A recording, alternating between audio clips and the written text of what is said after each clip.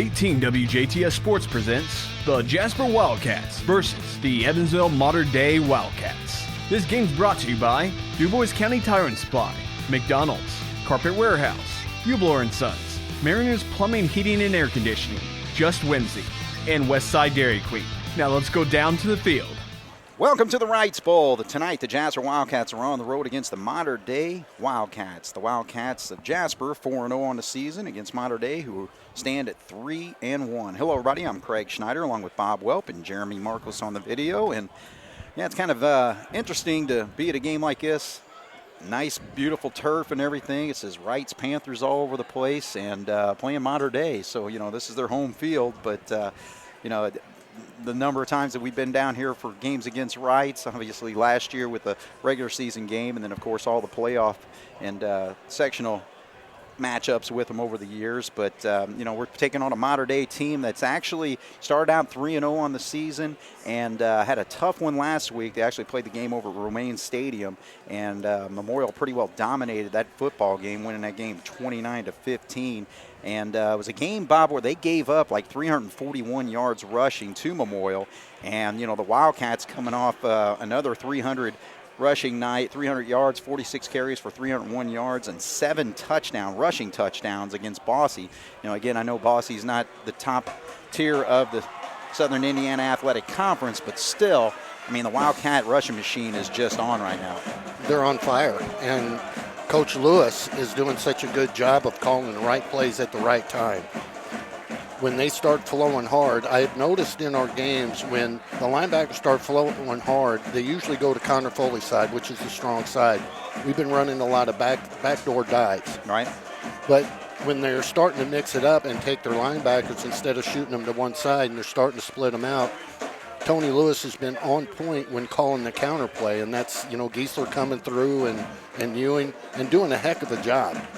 So, the ground attack is what keeps the offense from Modern Day off the field, and Jasper just controls it. The way they're playing right now, Jasper gets up 14 points, 3 yards, 4 yards. They'll eat up a quarter in the snap of a finger. Right, and the thing is, it's a balanced rushing attack as far as the Wildcats go. Ashton Schneider last week led the team in rushing with 95 yards and 3 touchdowns. But again, Isaac Day gets his touches. Cooper Ewing, you mentioned Giesler. Grant Young, who's going to get the start again tonight, as Winesapple's still nursing his foot injury. But, Grant Young last week, 4 carries for 66 yards, including that long touchdown run that he had.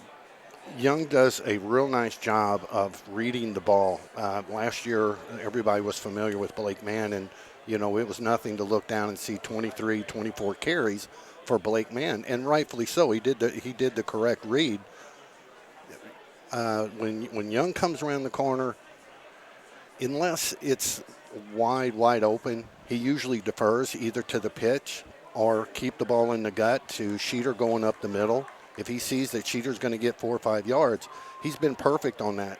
Young has struggled, though, when he's putting the ball in the air. We've noticed last week when they were playing, several of the balls that came out, the nose was actually pointing towards the turf. Can't do that against Modern Day. They're too quick in the defensive backfield, and we cannot give up easy pick sixes. And that's the thing with the Modern Day offense. The rushing attack is led by Joey Pierre, number 25. He's got 77 carries for 307 yards and a touchdown, but a good majority of those came in that first game against Central, where he had 172 yards and a score there. But I think really is what's going to drive this offense for Modern Day tonight is going to be how well Mason Wunderlich, the quarterback for this team, number 17, you look at his numbers on the season, 57 of 111, so he's thrown a number of times, 670 yards, 4 touchdowns. He has thrown 3 interceptions, including one last week. But it seems like, the Castle game, they won that game. It was a big win for him in overtime. He was 24-41 for 254 yards. Central, he had 124 yards. Vincennes, 192. But he really struggled last week with just 9 of 22 and 100 yards. And I think he's just one of those quarterbacks, if you get after him, like the Wildcat defensive ends and the linebackers stunting and all that, I think it's really going to be a tough night for him if the Jasper Wildcats can do what they really like to do defensively.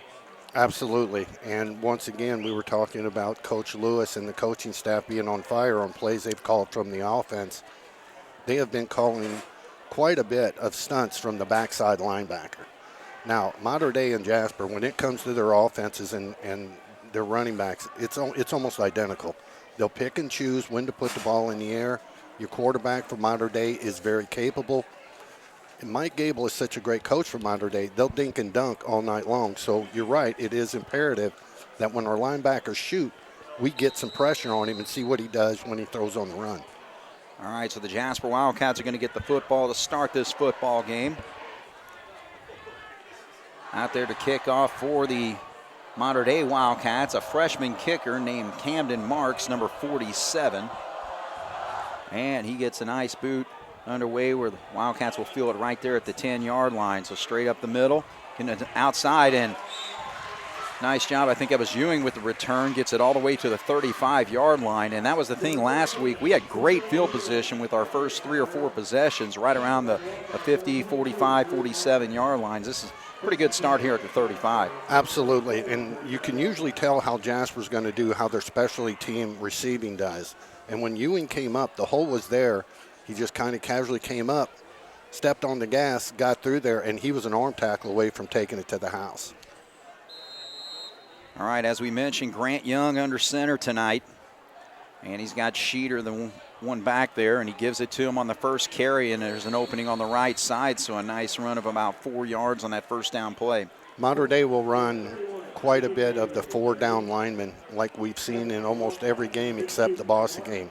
Bossy liked to run more of a 5-down. I think that was due to their defensive linemen also being their offensive linemen, so don't make them move as much. But there was a hole there, and Schneider just kept driving his leg, picked up a nice 4-yard gain. This time they will run the option, but Grant is met right there at the line of scrimmage and maybe gets a yard, gets to the 40-yard line. So chose to turn it up instead of pitching out to Ewing, who was this pitch man there. But so that'll bring up a 3rd and 5. Did a nice job of coming out. That one right there where their defensive line on that backside, if we're going to run on that side, if their tackle and their nose guard are that far apart, give it to Schneider every time till they close, and then that's going to open up the outside.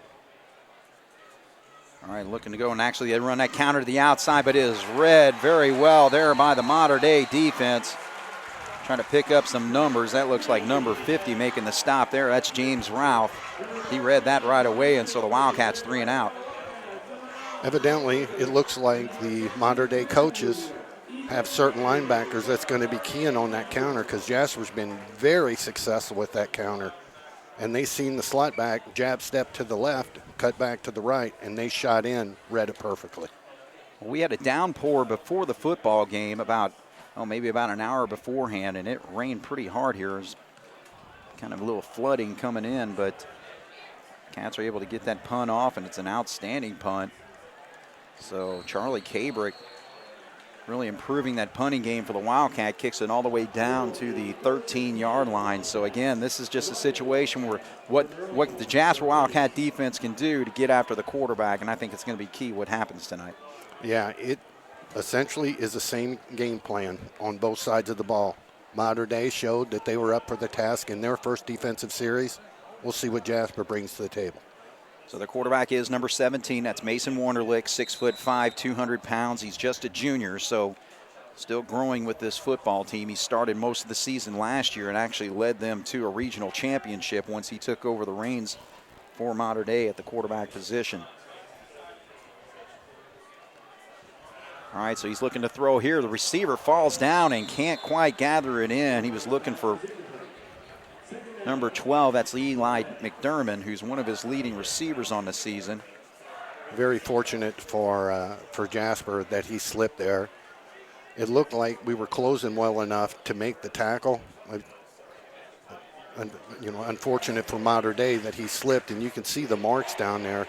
And it looks like, at least early in the game, the downpour we had is having an effect.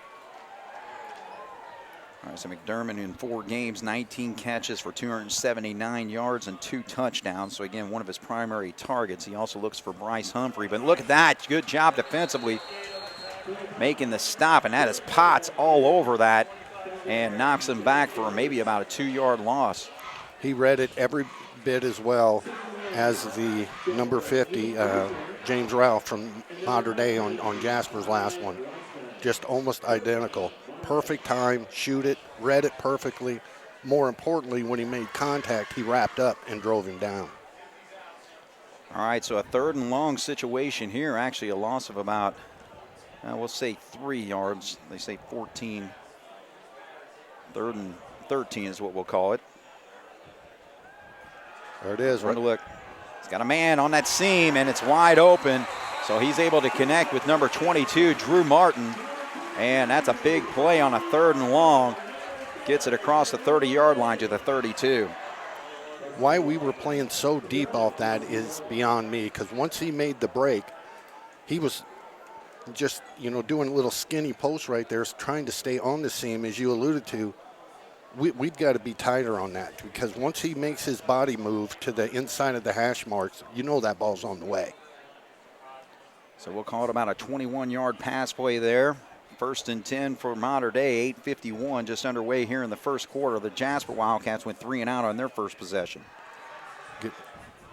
Ooh, that was right in the hands. Oh, should have been picked off. Yeah, his number 22, Cale Schmidt, was right there. Well, almost explain that picture right there, almost explained perfectly what you were saying in pregame, the pressure. He had to take a step back. When he hit this last inside skinny post, he was able to plant his foot and drive his body forward. That one there, he was throwing off his back foot. Jasper did a great job of reading that. All right, stops the clock at 8:42, 2nd down and 10. Ball rests at the 32. Going to run it, a little sweep to the outside, but again, read very well by the Wildcats, and that's Charlie Cabrick, number 1, coming up to make the stop. So they're trying to get Joey Pierre established with the running game, but both times he's run the ball, they've lost yardage. That's because the offensive linemen are making contact with the defensive linemen of Jasper, but they're not staying with their blocks or sliding off and trying to get to the secondary. And that's all fine and dandy if your running back is already past the initial line of scrimmage, but he's not, so you're just kind of throwing him to the wolves there. So another 3-yard loss makes it another 3rd and 13, so Jasper getting after the quarterback. He throws up there a little bit and actually able to bring it in, so this time he does connect with number 12. So McDermott's able to haul that one in, but he looks like he's going to be short of a first down as he caught that right at the 40. They're going to mark it right at the 40-yard line. So I would really be surprised to see Mike Abel go for this. Yeah, it looks like he's bringing out his punt team now. So they needed 13. He was only able to gain 11. Yeah, he was not too pleased. Speaking of their quarterback, when he was coming off, he really wanted to go for it, but that's where the coach has got to step in. Yeah, it's early in the football, so again, field position right now, and that's going to be a fair catch there by Day right at the 19-yard line. So Mater Dei gets 1 first down on their first possession, but then have to punt. Jasper with their second possession with 7:52, and they'll start at the 19-yard line. I'm not sure, but I'm kind of guessing that that's Jasper's worst starting position of the year, inside the 20. I was trying to think off the top of my head real quick if we've ever been inside the 20. Yeah. All right, so Grant Young out here with this second series of downs here for the Jasper Wildcats. See if they can get Connor Foley involved in the offense as they split Albran to the far side. The inside dive is there. All right, so they give it to Schneider. So Schneider's still out there running the football. We'll see Day shortly. He's actually now kind of heading up to the coaches there. The way Ralph is coming up and playing on our center, their defensive tackles are way out on the end. So if their nose guard slants either way, if our center picks him up, Schneider doesn't get touched till he gets back to the linebacker. And if you get Schneider going downhill, I like our chances. Right. There it is again, only this time on the left side. Actually, this time Joey McGimsey split out, but they give it to Schneider on the right side, and he's able to plow forward for another 4, so sets up a 3rd and short. What Jasper's trying to accomplish by running Schneider right up the middle is they're trying to bring those outside linebackers in And if we keep doing this 3-4 yards, they're going to start stacking that middle. And if our offensive linemen, if we stay engaged with their defensive linemen, unlike the last time we run those counters, they will work. All right, so this time Grant Young will have Day in the backfield to work with. He gives it to him, and he's got the yardage. He spins away, and nice run there. Gets across the 30, close to the 35-yard line. So a pickup of 5 or 6 there on that third down play. Usually when you have two running backs like Schneider and Day, you hear the terminology used all the time of thunder and lightning. Well, I don't know that we have so much lightning, but we got a whole bunch of thunder with those two. Absolutely. Schneider is more of a I'm just going to run type over you. Day has no problem doing that, but he is so shifty, just like you've seen on that spin, got an extra 4 yards. Right, so he gained 7 on the play actually, so he goes to the right side, and it is met quickly by Mater Dei defense, number 9 out there. Pierce Walters making the stop.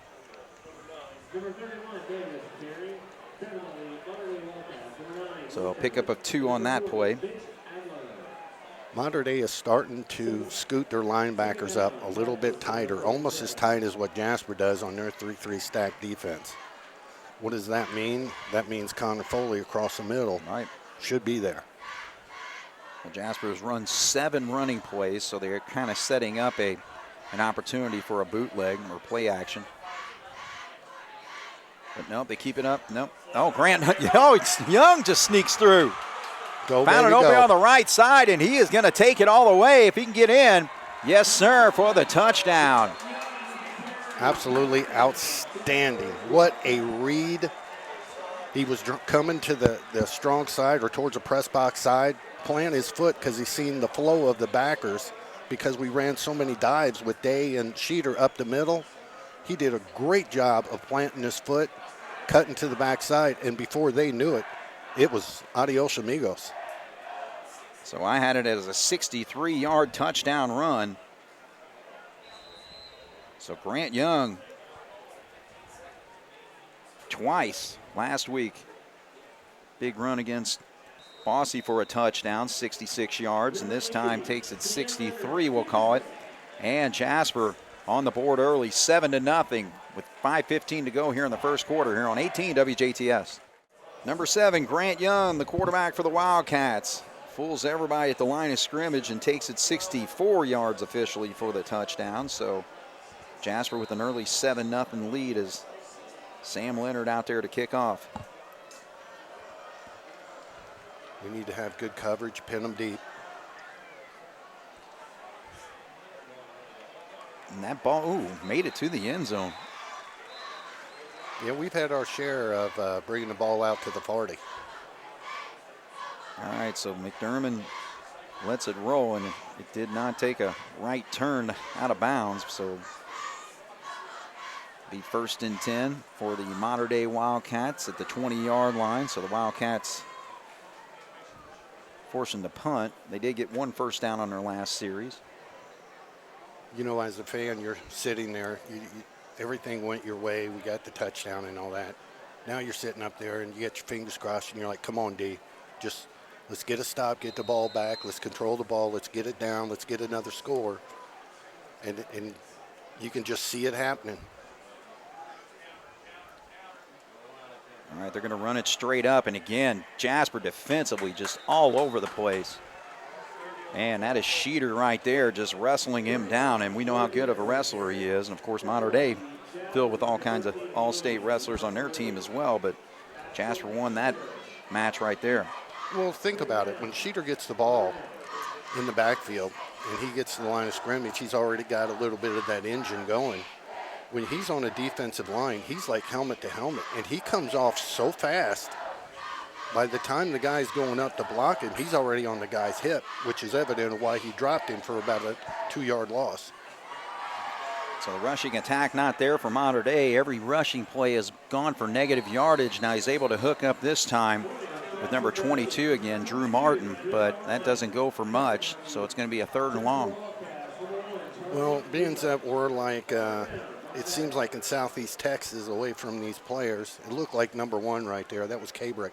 What a great job of getting on his guy, because he came out, tried to do that little flat out, What you're trying to do there is catch the ball, break the edge, and go up the sidelines. Cabrick had it perfect. If we can stay that tight, Mater Dei is going to struggle tonight. All right, so we'll call it 3rd and 7 from the 23. Inside stunt. Throws it out here, and it's picked off. Is that Ewing?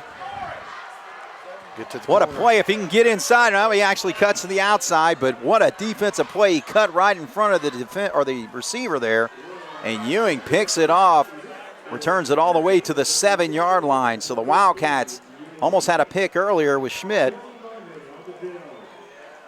Now we got a penalty flag, but I assume this is on the return, though. Yeah, we've got. If it's a spot foul, we're looking. If it's against us, at 27 at the worst. Yeah, they call a hold against Jasper on the return. All right, so that's going to move it back a little bit. Regardless, the Wildcats are going to have great field position here after the interception by Ewing. One thing that the Jasper defense is doing that they were not doing in years past, we all remember, you talked about the rights bowl, we all remember coming down here with it, playing rights, and how we just refused to get closer and closer. These guys are now starting to belly up with them, realize that they have the same speed and they can play them mano a mano. Right. Well, Wonderlook's had that problem as far as interceptions. That's his 4th interception on the season. Well, that wasn't a bad thrown ball. That was just a better play. I mean, he read that perfect. That was very indicative of Bear when Bear took it back against Rice twice. That second one, He just read it, broke it, made sure he looked the ball in, and just took off. Now Jasper needs to get points. All right, so 1st and 10 from the 24 after the penalty. And he gives it straight up. And all right, so Schneider has the carry there. I think number 50 also in on the play for Mater Dei. Again, James Ralph making a stop. So he's a nice big plug there in the middle of that Mater Dei defensive line. Yeah, he does. He's a really solid defensive player, and if you watch him, when he comes off the ball, he does a good job of getting up into the shoulder pads of the offensive lineman. So 2nd down and 7. Young keeps it again, and now he tucks straight forward after the fake handoff there, and so he's able to get inside the 20 to about the 18-yard line, so to set up about a 3rd and 4.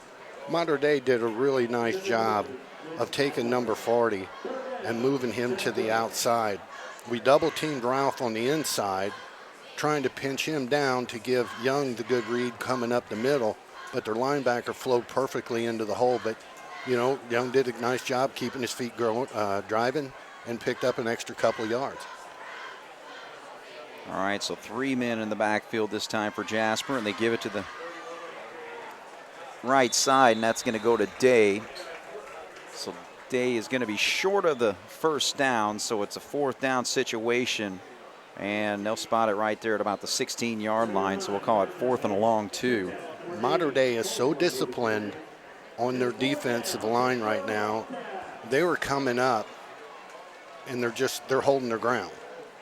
When our counters worked so well against Bossy and when they worked real well against Wrights, those guys were flowing. Everybody was flowing hard to the Schneider and Day side, and our counters would sneak in. These guys are now holding their positions. It looks like there's an opening on the right side this time, but they're going to play action. Young's got a man wide open, and he hauls it out there. Touchdown. He's able to find Albrand. Albrand got behind the defender, and he's able to haul it in for the score. So, well, J.T. Mayer for Mater Dei, when he went out with Albrand, when Albrand made that cut, I don't know if he hit another gear or what, but he separated himself by about 2 yards. And being that separation happened, J.T. had to really fly out there. And the only way you can run at full speed is head forward and go. And Young just snuck it over his helmet. Perfect. All right, so the Wildcats, after a 3 and out on their first possession, offensive machine is rolling right now with 2 scores here in the first quarter with 1:32 to go. Leonard puts it through. Jasper 14, Mater Dei 0 here on 18 WJTS. All right, so the Wildcat rushing attack moves us down the field in the first possession. This time a touchdown pass going from Young to Albrand makes it 14-0. So Leonard again just with a little bounce kick, straight up, and now there's an opening in the middle of the field, and that's going to give Mater Dei outstanding field position right there almost in the middle of the yard. So a big return there for Mater Dei. Well, the one thing I really struggle with when you try that squib kick, when you're on the cover team, you're flying down. When the ball's in the air floating down, you're just, going as fast as you possibly can be going, and then you break down once the guy catches it. But when you squib it, you don't know which way the ball's going to bounce, right. So you have to go about 3/4 speed. Right. So that was Connor Wiley who returned it there to the 48-yard line, so 1st and 10. So Mater Dei with outstanding field position, see if they can do anything with it. Little play action now. He's got a man wide open if he can hit him, and he's just waiting for it, and he's got McDermott, and he hauls it in, and Ewing is at least able to stop him inside the 5, so he did not get in the end zone, but again, that just shows what this passing attack from Mater Dei can do. Well, we were talking about during the break that with the way that we're playing, especially on the interception, the way we're jumping the routes, the hitch and go was there. Now, even though the quarterback didn't fake pump, there was a hesitation step with their receiver about 12 yards down the field. We kind of bid on it a little bit, and they've got just as much speed as we do. They got 3 yards, and he had to put the ball in the perfect spot, and he did. Well, so Ewing had a pick and good return last time they threw the football, but this time Mater Dei's 50-yard hookup. And Pierre, is he able to get in the end zone? Yes, they said he crossed the plane there. So in 2 plays, Mater Dei is back on the board. So we got a football game on our hands here, and we still got a minute to go here in the first quarter. Well, the way he throws the ball, I don't think anybody didn't suspect that a big play was going to happen.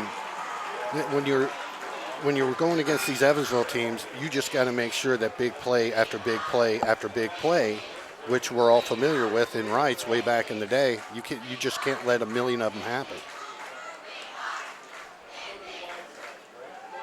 All right, so the extra point is popped right through by number 33, Tyler Sitzman. And we got a football game, as I mentioned. Jasper 14, Mater Dei 7 here on 18 WJTS. All right, so Bob, one thing I think Jasper learned right there is you can't get complacent when you got a 14-0 lead early on, and Mater Dei with 2 quick plays and they're in the end zone. Well, we had talked about every game. I know when we played Harrison, we played Bossy, that I think everybody's seen on paper the other teams were just overmatched. However, every team that we had played this year had playmakers. Mater Dei is no exception. Their quarterback, if he's on fire, he could cause some problems. But the good thing, Jasper was up 14-0. Okay, they hit a big play. If Jasper can get the ball, march it right down the field, put some points on the board, be deep into the second quarter, everybody starts to forget about that particular play. So it's really up to the Jasper offense to take control of this game again. Yeah, just continue to do what they've been doing. All right, so the boot. Day's going to field it at the 7-yard line. Across the 20, tries to get to the outside, but nothing there. So Jasper will have the football at the 21-yard line to start their 3rd possession, actually 4th possession of the football game. Well, it was about the 5th time tonight that I've seen a player, whether it be on Mater Dei or Jasper side, plant a hard foot when you're going about 3/4 speed and just slip and go down. The only one so far that I didn't see that from was Grant Young when he took it 60-some-odd yards to the house. All right, so we'll see what this does to the Mater Dei defense. Does that fire them up a little bit to keep that momentum their way after the big 50-yard pass play and the quick touchdown? Inside counter this time. There's Ewing, but he's able to pick up maybe 2 or 3 on the play. Defensive end did a nice job of staying with the block, sliding off of him, reaching up and getting a good part of Ewing to bring him down. But that play was very close of going at least 20. So it's number 26, Spencer Turner, who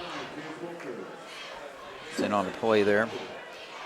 So we'll see if the Cats, Jasper will have to get at least one more play. 22 seconds, 16 on the play clock right now as Albrand splits out to the far side. Looks like we got left side of center wide open. And we got flags flying as they go straight up the middle. And Brought down hard to the turf there is Day, but we'll see what the penalty flag is. I would think almost an illegal shift, yep. So that will go against Jasper. So that stops the clock with 6 seconds, so we will see unless they run. I guess they'll probably start the clock maybe once they set the football, but we'll see what they want to do, though, because that's going to set up a third down situation here. Otherwise, they get the down back. Me personally, I'd decline. Yeah, they do decline the penalty, so there's only about 2 yards gained on the play. It rests right now at the 26-yard line. Yeah, Coach Gable over here in the maroon, he's been around a little bit. He's seen a few football games in his time, and you know, the way Mater Dei came out firing on defense this particular series absolutely put him in a 3rd and 7. All right, so Young, he pitches out. He's got a man. That's Giesler, but Giesler is met right at about the 31-yard line. So a nice defensive play there by number 10, Bryce Humphrey, coming up from his safety spot to make that stop, and that will end the first quarter. What a nice read. A good angle, and he made one of the best open field tackles I've seen so far in this early season. All right, so we'll take a break here. Jasper leads 14-7 after 1 here on 18 WJTS. All right, so the Wildcat punt team comes out on the field.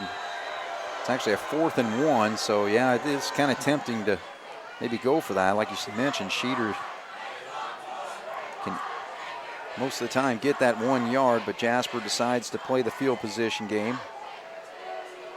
So Mater Dei defense doing the job.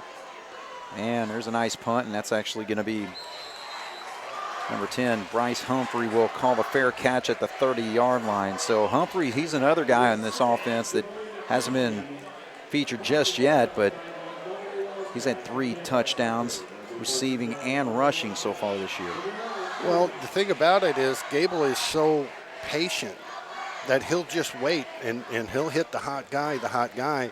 And then his coaching staff, who's up here in the press box way up high, will be saying they're starting to move. Jasper's starting to shift. Now, you know, this guy's open.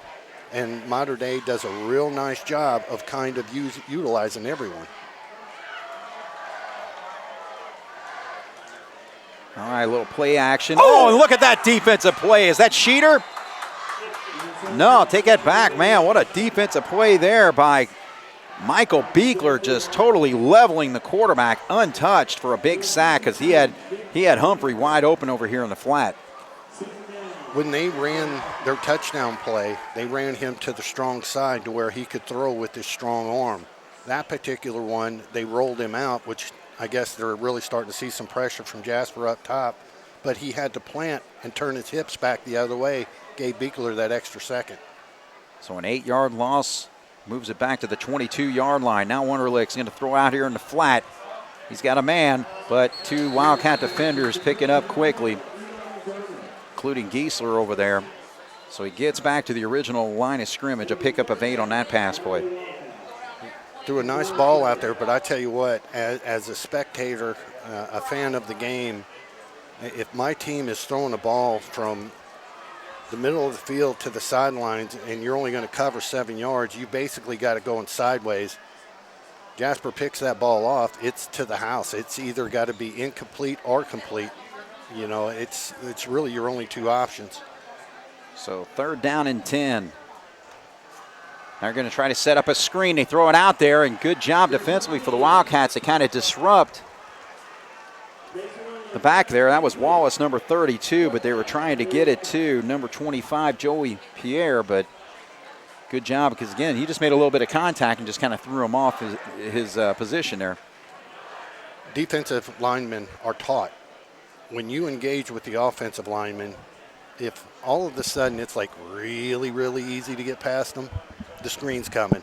Wallace did a real nice job of staying with the running back and take away that lane. It's an impressive series there. Oh, boy, he did get a piece of that football. Got a piece of it. Yes, and it goes out of bounds right there at the 41-yard line. Trying to see the number who made the play there. Well, he's going into camouflage right now. No, yeah. It was 23, I believe, 22. All right, so Schmidt makes the play there. Good job there by Cale Schmidt. He was untouched and got to the punter. When you're the special team coach, you teach the guys from the outside what we call the flyers or the hot guys.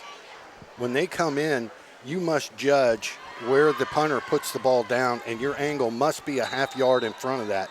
He did a great job of reading it. Dry football? Well, if it's a Jasper football, shouldn't it come from the Jasper sideline? I don't know. The Bossy T came from the Jasper sideline. Yeah, that's true. Yeah, they are going to switch footballs out there.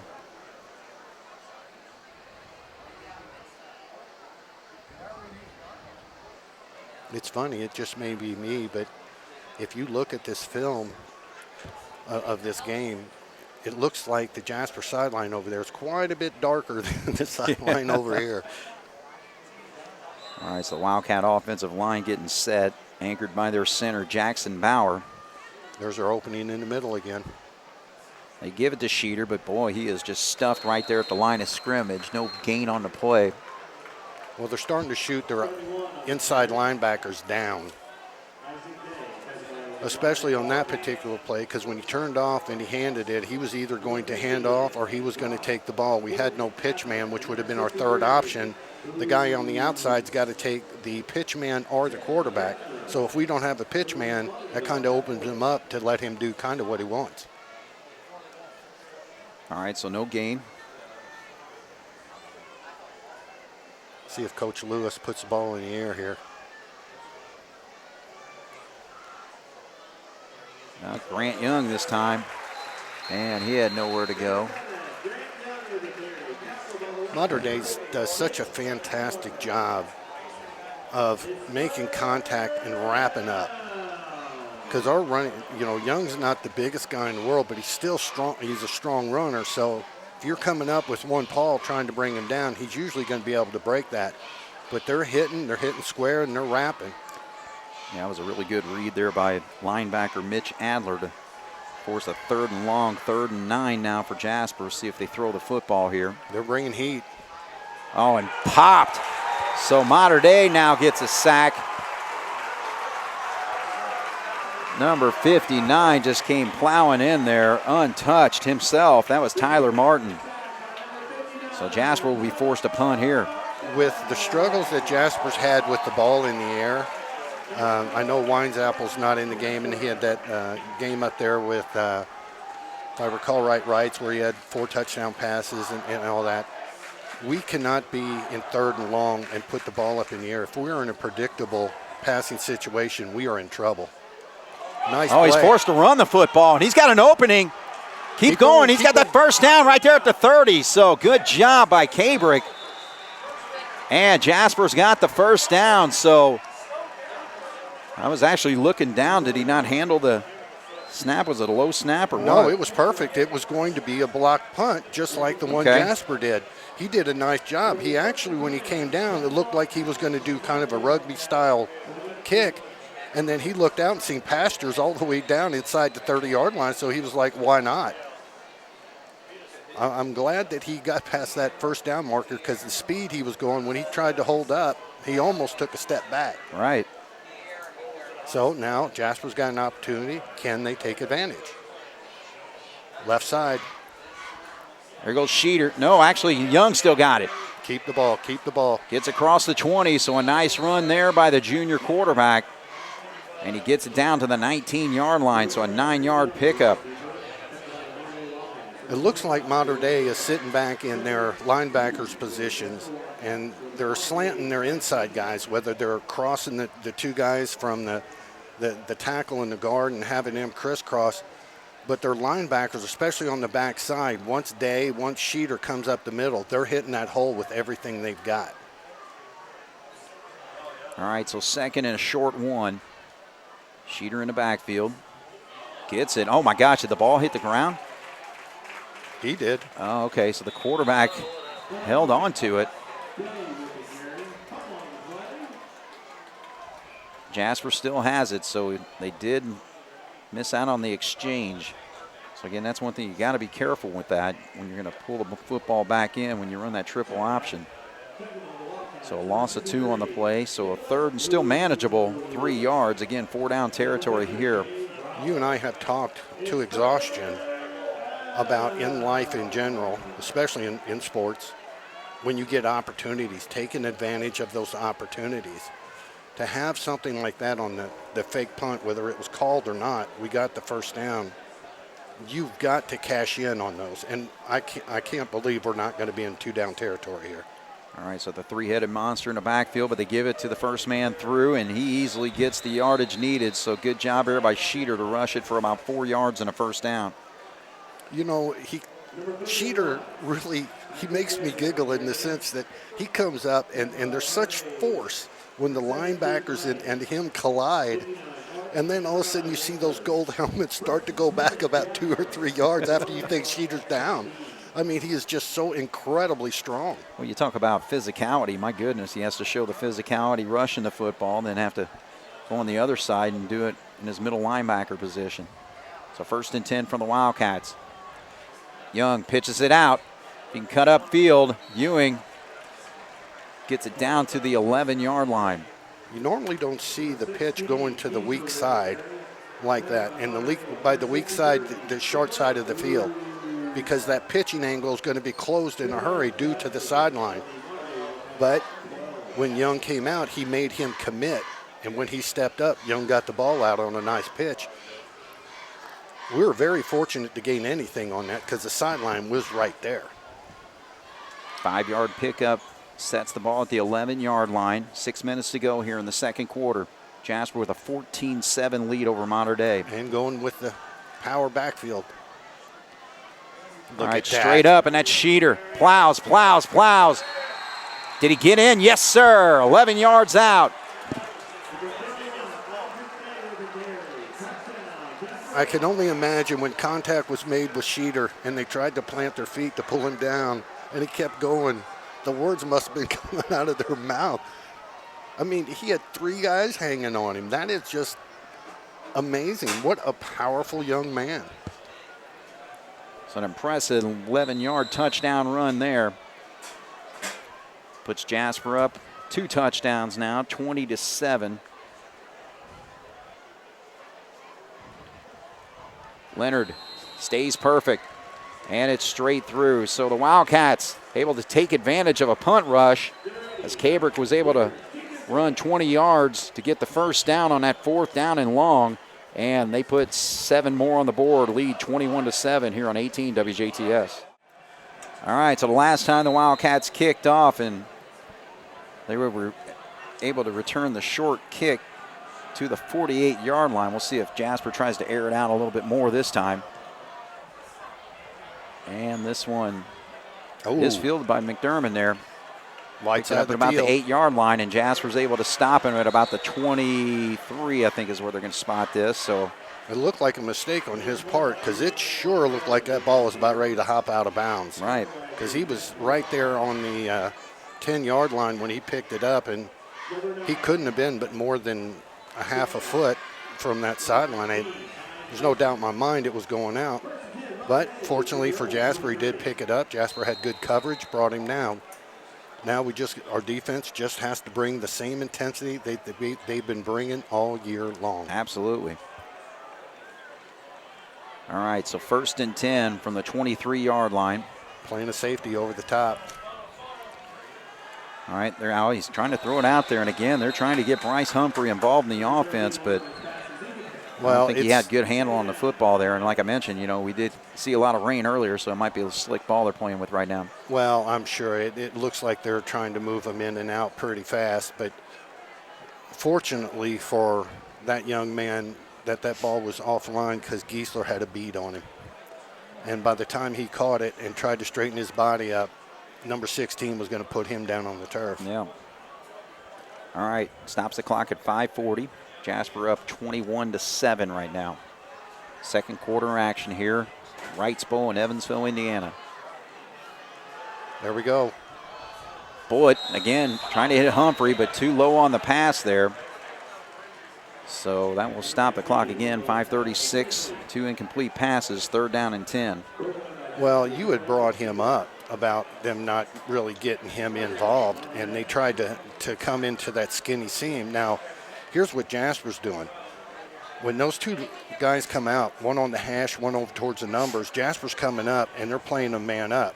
Well, the guy on the inside really ought to be playing more to the inside to take that seam away, because if that guy there cuts out, he's running into his other receiver. All right, Wunderlich going under center, but now he backs up, takes the snap, throws it way out here, no timing at all. He had too much pressure on him. We got 3 white shirts standing back here saying hello.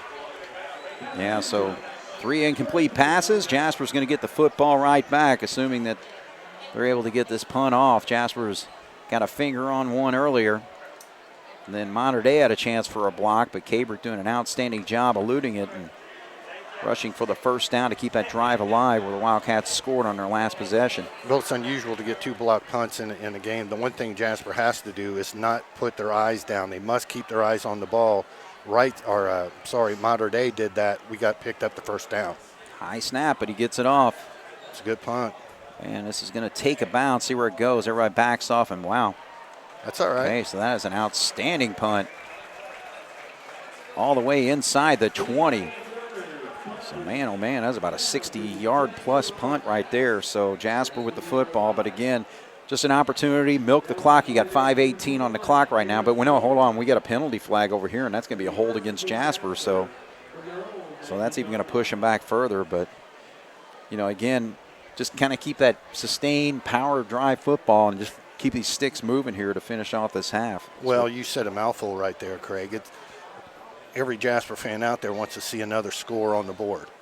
But the most important thing is to eat that 5:18 up. Even though Mater Dei appears, according to the scoreboard, if this one's correct this year, we've had so many that's been off.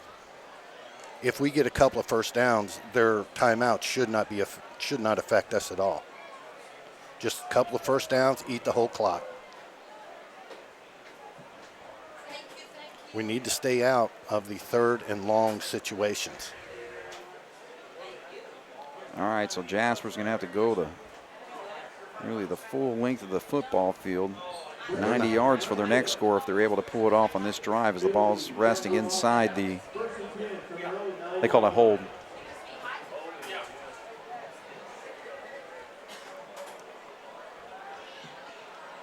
All right, so Jasper 1st and 10 from the 9-yard line. Looks like they have Day in the backfield. Nice spin. Give it to him, but he is stopped. Number 63 was right there. That's Nicholas Boots. So looks like no gain on the play. Gain of 1. They're going to put it right there at the 10.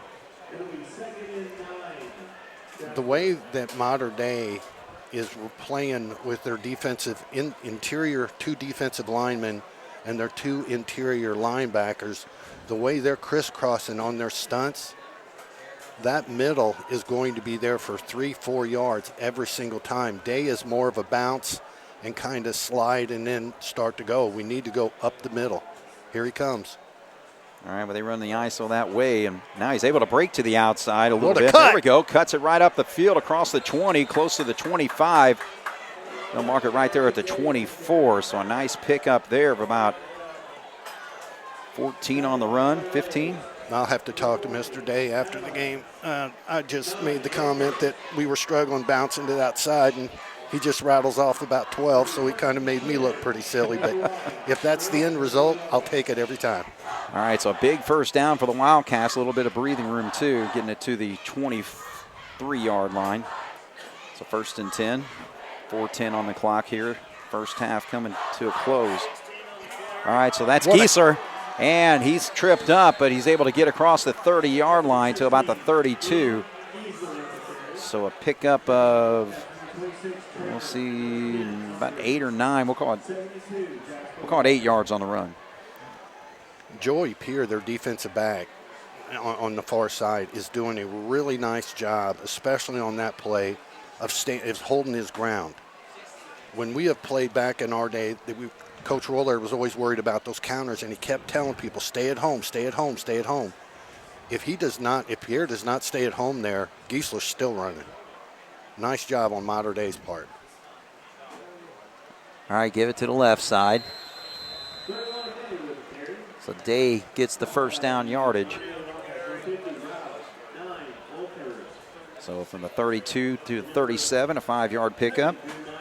That's all Jasper has to do, because if Jasper gets in a 3rd and long situation, 3rd and long, I mean 3rd and 7 or more, possibly 6, the way the interior of Mater Dei's playing, Gable's going to start using his timeouts. But right now, if Jasper gets that first down, they're not doing him any good, so he might as well just eat him. All right, so 3:19 on the clock. Clock running now as they move the chains there. 1st and 10. There we go. Day straight up. Little hesitation there at the line of scrimmage, then saw the opening and burst forward. And he'll pick up another first down. So this Wildcat rushing attack just rolling right along. Started at the 9-yard line, now at the 49. That's all they have to do. And we could get down into field goal position or punch it in there. Now, we talked about Mater Dei possibly using their timeouts, especially when Jasper was pinned down deep for a field position and a quick strike. Jasper gets another first down here, you might want to keep an eye on Coach Lewis and his timeout situation. Right. All right, so rolling right along with 2:44 to go. Ball actually at the 48-yard line. Grant's going to keep it, and he'll get to midfield and across it. They're going to spot it, I think, right at the 50, so a pickup of 2. Just protect the ball. That's the big thing right now. Grant Young did a great job of getting both his mitts on that ball and holding it to his body like the last loaf of bread on earth. And that's all we have to do. Now, I would suspect if Jasper runs the play and they get up to a 3rd and short, that Coach Lewis will be the one probably to burn his timeout. If they stop us for no gain, I look for the timeout to come from Mater Dei's side. We will be inside at 2 after this play, and now there's penalty flags flying, so we'll see what this is all about. Well, I don't know if it's going to be the call, but there was some holding going on this backside. Mater Dei shot hard to the inside, which was right into the side of the play, and the offensive lineman couldn't do anything but reach up and grab him. Yeah, so that flag was thrown by the line judge there. Oh, illegal shift actually from Jasper, so that's going to push him back. Stops the clock at 1:57. Yeah, but we'll take the illegal shift. That should just be 5 yards as compared to the holding. All right, so that moves it back to the 45. So still 2nd down.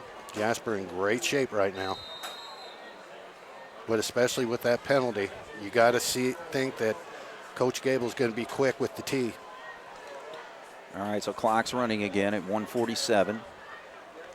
See how far Jasper takes the play clock down. We're down to 10 now. And that's the thing, you want to be aggressive. It's there. Oh, he pitches it out there. And so that's Ewing. And he's able to get out of bounds. That stops the clock, but a good chunk of yard. Oh, wow, they said he went out of bounds at about the 48-yard line. Man, I thought he was further along than that, but must have stepped out of bounds right there. So, well, unfortunately for Jasper, if that is indeed where he stepped out, he got a shot late out of bounds, and they did not flag it because he got hit about the 44-yard line, and if that's where the ball went out, then he was already out of bounds, and there should have been a 15-yard flag on that.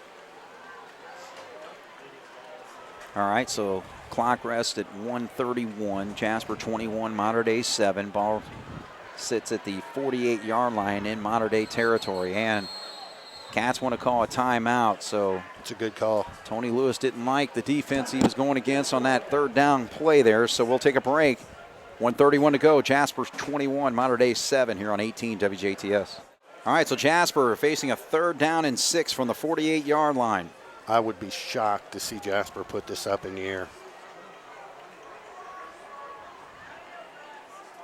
Nope, they run the counter. There we go. Good job. Geisler gets the first down, rushes down to the 38-yard line. Big play there, 10-yard pickup. Well, not only that, Jasper's able to save some of their timeouts because they stop the clock until the chains are set. So you got yourself about a 6-7 second timeout to where you can get in and out. Now they've got it started again. All right, we're wasting too much time. All right, so Jasper, you got to be careful. If you do decide to throw the football, you don't want to throw anything too far to the outside to give them a wide open lane. on a potential return. That is a good call. So we're inside a minute now. Jasper is play action, so they run it to the opposite side, and he's got a man. That's Foley with a big snag there inside the 20. That young man just, they don't utilize him as much as I would like, but when they do, I mean, just absolutely outstanding. But once again, Jasper got that first down. They were out of a 3rd and long, a must-pass situation, and Tony Lewis called the right play on the right down. So, you know, his play calling is just, I mean, just incredible. And again, to the short side of the field, too, so it's a conservative pass play, but a big pickup of 18 yards, actually spotted at the 20, stops the clock at 52 seconds here. So they give it to Schneider straight up, and now he is bulldozed, but he picks up about 4. So 44 seconds. We'll see if Jasper, now they do call the timeout here, so that's their 2nd timeout, I believe. Yes, so we got 1 timeout left. All right, so Bob, in this situation, I mean, you know, again, you're going to run another play. I think you maybe take a chance towards the end zone. Well, you got 2 plays, really. You got 2nd down here. But, you know, maybe I think you throw the football here possibly because, you know, if it's not there, it's incomplete, stops the clock. You still got that 3rd down play and a timeout in your hip pocket to maybe kick the field goal. Well, you've read the game perfectly. Put the ball up in the air. Don't take a sack. Take us out of possible field goal, but put the ball up in the air, let Foley go up and get it. If you throw it over his head, no big deal. The clock stops. You take your 3rd down. They have the timeout, just like you said. Yeah. You move the ball to the middle of the field. You eat the clock. You call timeout. Bring in your field goal unit, and hopefully you go up by 21 points at halftime. The other thing, too, make sure it's on the short side of the field over there because, again, yeah, it's like, you know, go to the end zone, airball it up there. We've seen what Foley's been able to do this season, jumping over defenders and catching footballs like that. So I think be a nice 2nd down call here, but we'll see what Cats decide to do. I'd be surprised if they run the football here because, again, in that situation, you know, you're forced to kind of burn a timeout here. You know what I mean? And if they got no gain, you would think they'd come in and they would spike it. Yeah. And I did say, you know, get a field goal, go up 20, 21. They'd actually go up 17, but you know, that's 3 scores, and that's all you really can be asking about. However, Foley's on our near side over here as they kind of run the red formation there with the wideouts, or blue formation, wideout split left. Now he's going to throw it out. Oh, man, he did not throw a football there. No, that one slipped coming out of his hands. We've seen the quarterback from Mater Dei bury a couple short in there. I mean, Young is not throwing a lot tonight, but other than that one right there, he's been rather effective. Yeah. So, you know, what do they do now? They still got the timeout, 35 seconds. It is 3rd down. I'm looking for Schneider probably off the right side, him or Day. Possibly counter coming to the strong side. Yeah.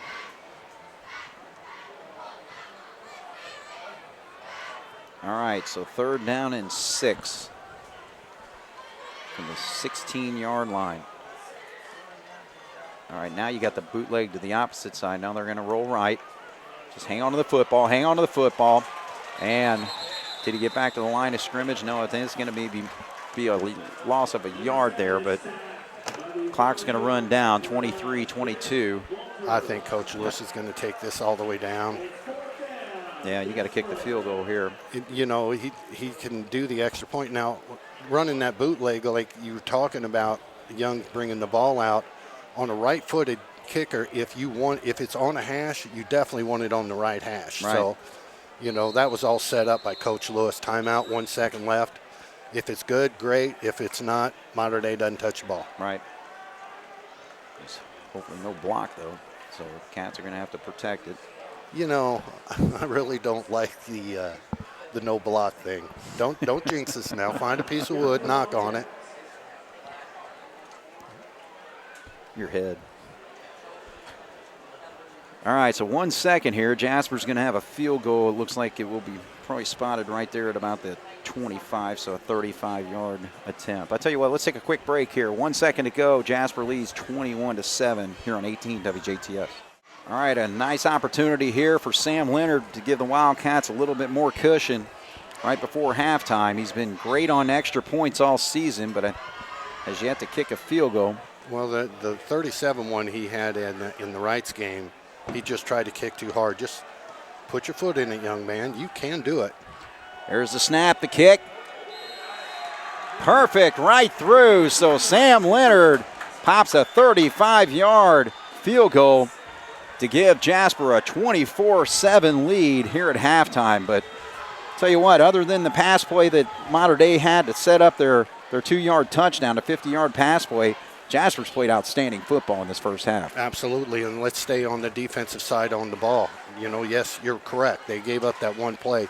The run game is non-existent. I mean, they're getting hit twice before they even get to the line of scrimmage. Now, their quarterback's good. He can plant his foot. He throws a nice deep ball. His timing looks like it's getting a little bit off because Mater Dei is getting into passing situations because the run game is non-existent. So we're starting to come down. We're starting to bring more heat. By the time he turns around, there's a Wildcat helmet right in his face. Right. Well, and I think just coming into the second half, I mean, you still got to put that pressure on the quarterback, but just got to protect the deep ball as far as what your defensive backs do back there.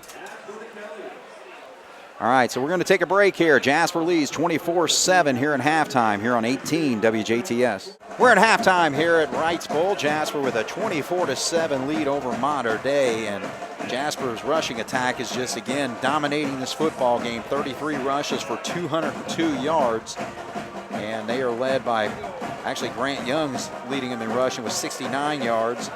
Of course, he had the 63-yard touchdown run. Ashton Schneider, 41 yards and a score. Isaac Day again steady with 39, and Ian Giesler 3 carries for 23 yards. Grant Young 2 of 3 passing for 34 yards, and the touchdown pass that he threw to Almoran, 16 yards there. And then Sam Leonard with a nice 35-yard field goal gives us our 24 points there. So, you know, again, Bob, we were talking about where do we go for the rest of this football game. Mater Dei is going to have it to start, but I think Jasper just needs to play real consistent on defense, not let that big play get away from them again like it did in the first half, because you take away that 50-yard pass play and an easy score afterwards, this game's a shutout. Yeah, it's almost, you know, identical to the Memorial game at the beginning of the year. With Winesapple doesn't put the ball on the turf a couple of times. Right. I mean, they blow Memorial out too. Jasper's definitely the more dominant team right now. I don't know. Well, they call it a delay a penalty game on Mater Dei there.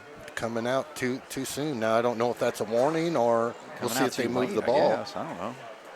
That's not a good way to start off your second half. You don't see that very often. No, you do not. But, you know, going back to the defense, Mater Dei 5 carries, minus 12 yards rushing. So, again, the rushing attack has just been taken away so far in this game.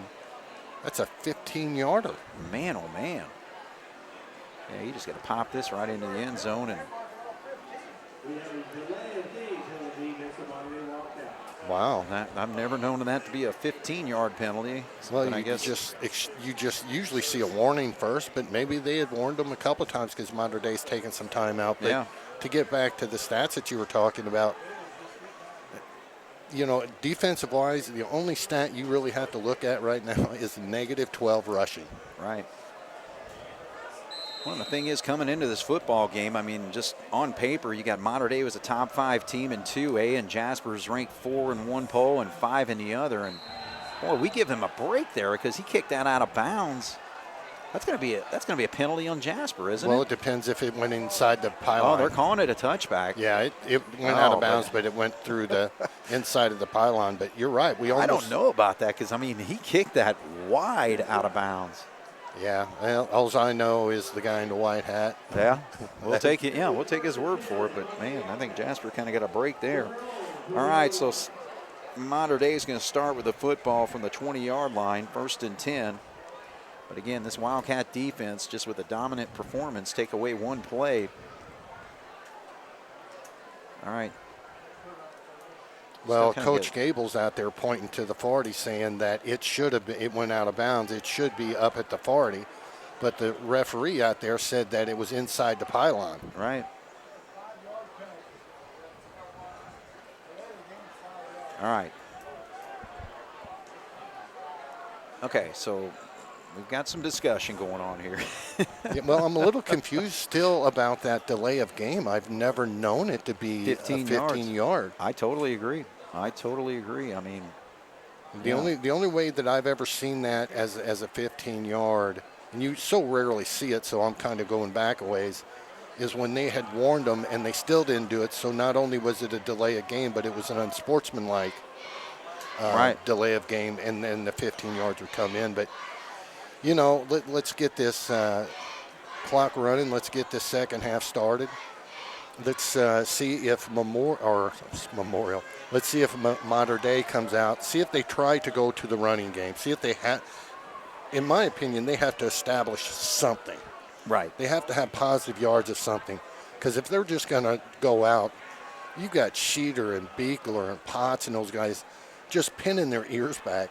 The speed that they have, they're going to be hard to handle if you go and throw the ball every single time. Right. Well, the discussion continues on with Mike Gable, 25th year here at Mater Dei, 239 and 77. Doesn't look like he really liked that explanation. Now he's yelling at him again. All right, so regardless, we're going to start 1st and 10 from the 20-yard line. So the delay of the game ought to be on the officials. Yeah, no. They wasted way more time here. But, yeah, I think Jasper got a break in 2 areas there with the delay of game 15-yarder, and then looked like they did kick it out of bounds, but they didn't call it. So 1st and 10 for Mater Dei. Here we go. Jasper 24, Mater Dei 7. We're really bringing our guys up tight. All right, so they're going to try to run the football, and there's Pierre, and nothing there, and he is spun down quickly there, and I'm trying to see who makes that play.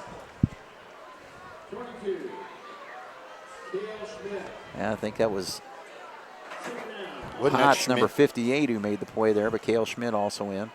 Yeah, Jasper's doing a much better job tonight of reaching up, and when they're getting the ball carrier, not trying to make the big play, not trying to get the strip and take the ball and run it back. Just do your fundamentals, wrap them up, bring them down. You know, so they got to get 1 yard gain, so now they're at a negative 11 yards. All right, so 2nd down. There it is, inside. Look to the flat now. He's got actually a man up in the seam there, a little slant pattern, and he's able to connect it with number 19, Ethan Stoltz, and that's going to be a 1st down there. So Mater Dei all the way to the 40-yard line. There was a little confusion going on with our defensive backs on the far side. If they're lining the 2 guys up on the far side and they're running that seam route up the hash line, up the hash marks, if they're only lining up 7 yards apart, we have to play on the inside to take that away, because they cannot break outside because they'll run on top of each other. All right, so a 19-yard hookup, 1st and 10 from the 40. Oh, there's pressure. There's pressure, and he's going to go down. Good job there. Looks like Wiseman making the play. Did a nice job of getting low and keeping his feet going.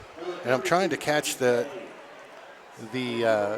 number of the defensive back here on this back side, because that's where he wanted to go, and it looks like Albrand, because he bounced up and he went about 7 yards, popped in the middle.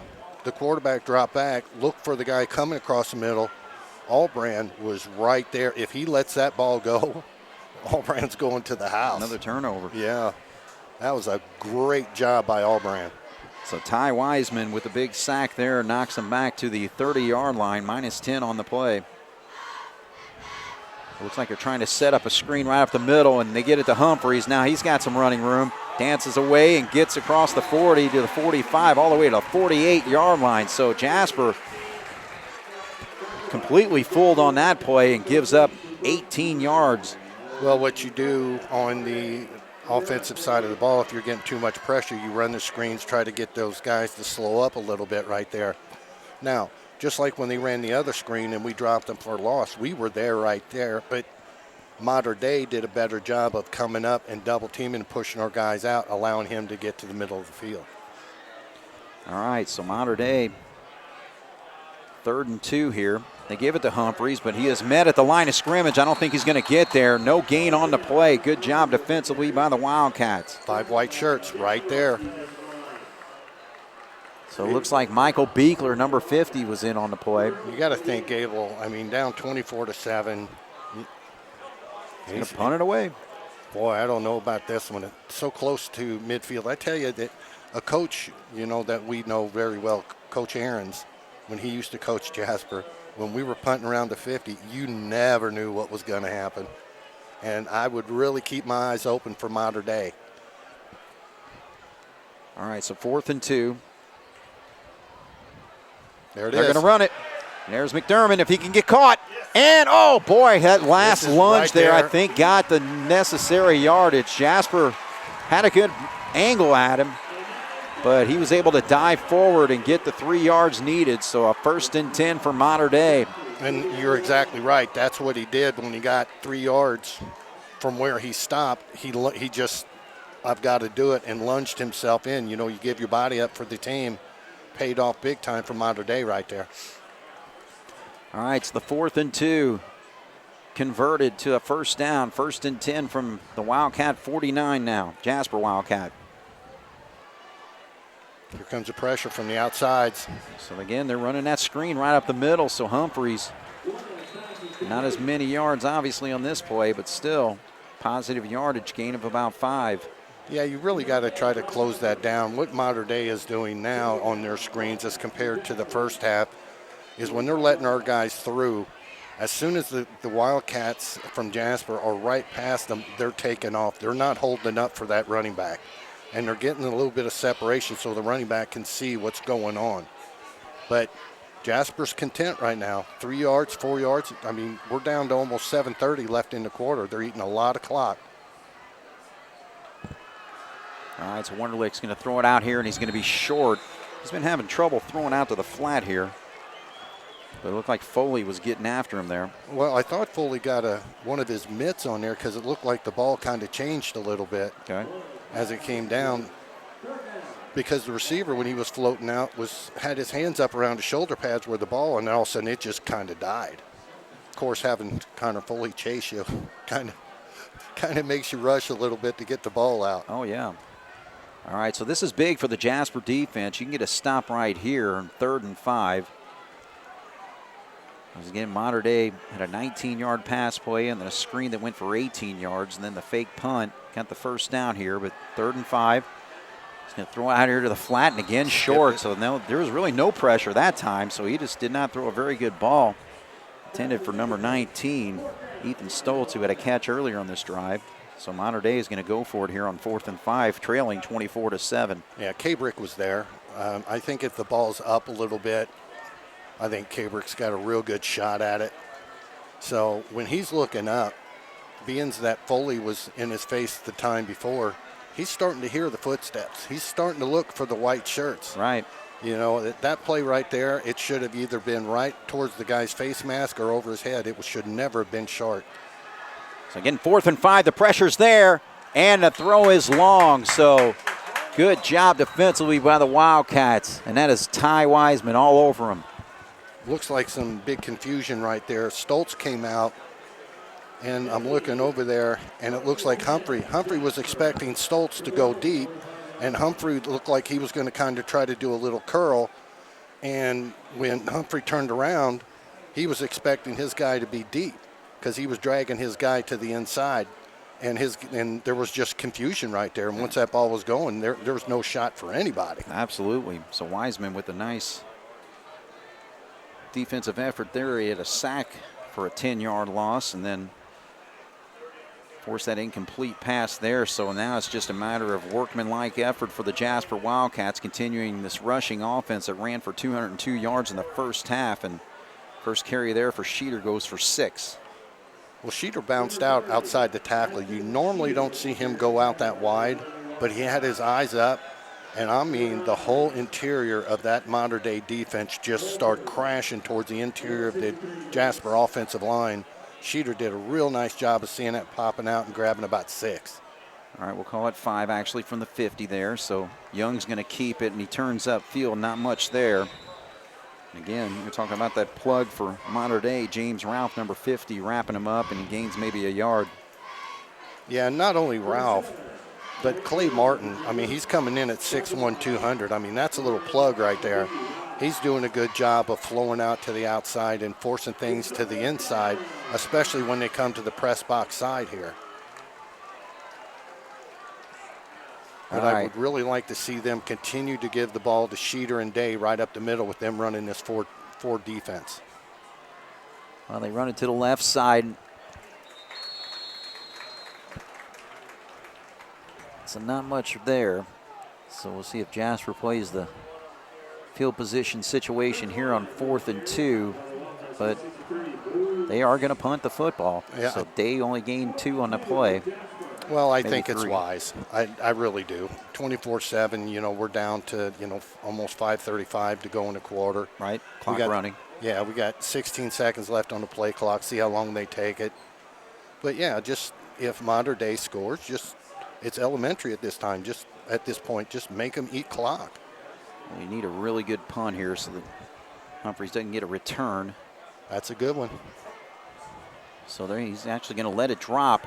And Jasper, if he can get there, fields it right at the 1-yard line. Good job there by number 11, Tyler Atkins, to stay on top of that football, and an outstanding punt by Cabrick. Boy, it really was. In fact, you would think that Atkins was in a yoga class because he kind of had to take his body. When that football hits and it hits one of those points, you not only have to be quick, but you got to be able to contort your body, and he did, and really made things tough on the Mater Day Wildcats. All right, so now Mater Day's got to go 99 yards if they're going to get another touchdown on the board. So Wonderlick hustles out there to the huddle. 5:12 on the clock. Jasper 24, Mater Day 7. Jasper 3 and out on their first possession of the second half. If you really want to see how Jasper's playing defense, just watch our defensive backs coming out here to the receivers. Are they real tight, or are they just going to try to stop the big play? There's a seam in the middle. Wonderlick taking some time, and when he takes some time, now he's going to throw it long, and that is Albrand. Did he pick it off? Yes, he did. That is incredible. Albrand kept his eye on that football, hauls it in for a big pick right there at the 43-yard line. Jasper made him move in the pocket, made him have happy feet. He's got a strong arm. He threw the ball about 45 yards, but that was only arm. He could not get his feet to where he could send it even deeper. But I can right now hear Terry Gobert going, yeah, that's why I have Mr. Albrand out there in the outfield. He chases down about everything. Absolutely. Yeah, because actually his man was behind him there, but Albrand had a good read on it, and he was just short on the throw. He was running to his left, the right-handed quarterback, and again, tried to heave it downfield, but not able to get enough on it, and Albrand's able to haul it in for the pick. So Jasper, opportunity right here if they can just roll right down the field and get another score to put this game away possibly. Schneider straight up. And that's all we need to do. That's all we need to do. Just keep that clock rolling. Now that they're shooting so hard at Schneider, I'm telling you, watch the counter, especially to the opposite side of what Schneider crashes to. All right, so a 2-yard pickup there. 2nd down and 8.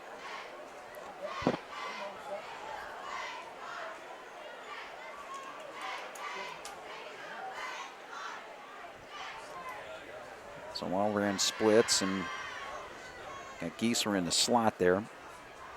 Counter. There's the counter. No, actually he does. He cuts inside. Move. There's Ewing. Ewing with a nice move to get away there.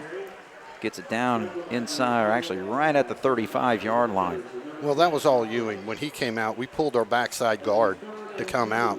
And when he did, Mater Day had such good penetration on the side that the ball was run to.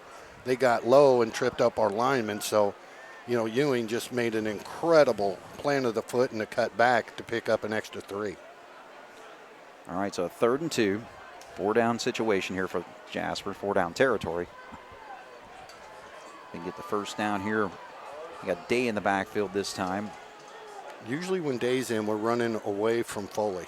We'll see if they stunt that middle linebacker to cover the middle, but actually Grant keeps it, and he gets the first down. So Jasper, 3-yard pickup there, so they pick up their first down of the second half.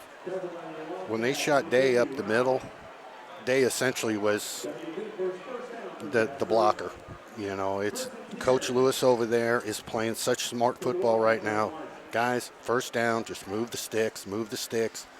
Here we are. They've got it. The clock started again, and We're down to 20 seconds on the play clock, down to about 3:20 on the quarter. Lewis is just pulling the right strings again in the 5th game of this season.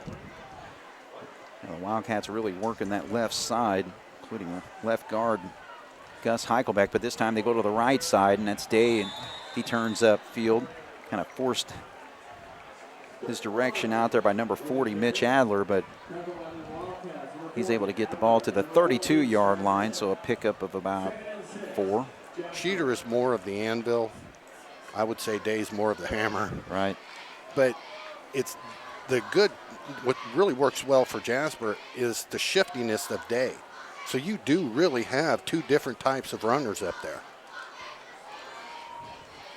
Oh, man, Grant, do not try to pitch that football. You just take your losses there. Yeah. And again, that's number 40 making the stop, Mitch Adler. He thought about pitching it there at the last minute, but wisely held on to it. Loss of 7 on that play. Well, at this point, we know that Grant Young can take it to the house. We've seen it on the 60-some-odd yard run that he had on the far side. But right now, it's manage the game. Right. You know, go out there, see what you're doing, take the play clock down, and then just get up there, get what you can. Don't make the big mistake. And, yeah, he did, but he didn't. They need to hustle up here. We got 4 seconds to go on the play clock, and Jasper's forced to call a timeout. So taking way too long getting the signal from the sideline, and everybody just kind of lollygagged to their position because he split out Foley to the far side there. So it looked like it might have been a passing situation. We're going to take a break. 1:48 to go here in the third. 24 Jasper, Mater Dei 7 here on 18 WJTS. All right, so the Wildcats come back out after the timeout. 3rd and 14 from the 35.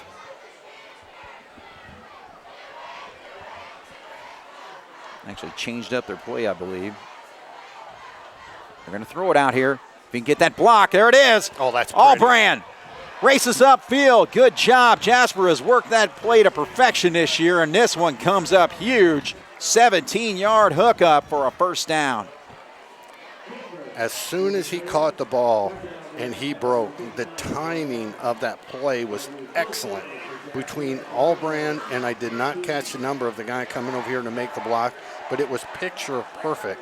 Allbrand cut to the inside, and that poor Mater Dei fella, when he kind of looked to the inside and seen the white shirt ready just to crush him, it was just all over. Well, the 2 times it's worked, it's been Potts and also Beekler who've made that block this season, so we'll have to see it on the replay when we watch it later on, but a run to the right side gains 2. Yeah, it's Schneider. But Mater Dei, if you watch their body language now as compared to the beginning of the game, when they're making contact, now they're shooting another guy up. The other guy wraps him, and they're trying to get the strip. So right now, it's just a matter of protect the ball, and this game should go Jasper's way and put him in the catbird seat in the SIAC. Right. Well, still got a lot of football yet, but yeah, Jasper just in control with 2 huge 3rd down conversions. 2nd down here. Day gets it. And he's able to spin his way down to the 14-yard line. So again, 4 down territory, I would assume. So I think in a situation like this, I mean, yeah, field goal would be nice, but if you can, I think you got to go for the 7 points and hang it on a possession, but that's going to bring us to the end of the 3rd quarter. So the Jasper Wildcats hold Mater Dei twice, one with a stop on downs and also an interception.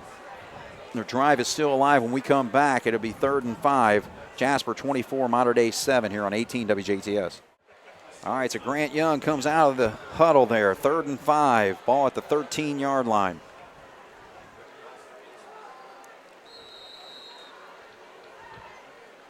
Looks like they're squeezing their linebackers up, trying to take Schneider away from the middle. Look out for a bootleg. They're going to throw it. Foley, nice little pitch and catch right up the middle. You got that tight end pop pass, and it goes for the touchdown. So Jasper gets the score. What a call. It was a great call. Outstanding call. So good job there for the Wildcats. It's a 13-yard touchdown play. I guess Coach Lewis got my text about Foley up the middle. You saw it from up here, didn't you? Well, Jasper's not been utilizing it that much this year, but you and I have seen it each and every game. First of all, there's very few people that's going to match up with Foley. All right, somebody's not on the field right now. Now they actually haven't run the play clock yet, so we're getting a break here. What is going on? I don't know, but on the extra point, don't burn a timeout. Just take the penalty and just move it back. And Leonard's good enough to where 5 yards, it won't even phase him. It was actually the holder who wasn't out there. I'm hoping he had a little bit of equipment trouble. Yeah, that's Joey McGimsey. They had everybody out there but him, but that's luckily pretty. Cats are able to pop it through for the extra point. So Jasper 31, Mater Dei 7 here on 18 WJTS. All right, so Jasper with that last drive, key plays, 3rd and 2.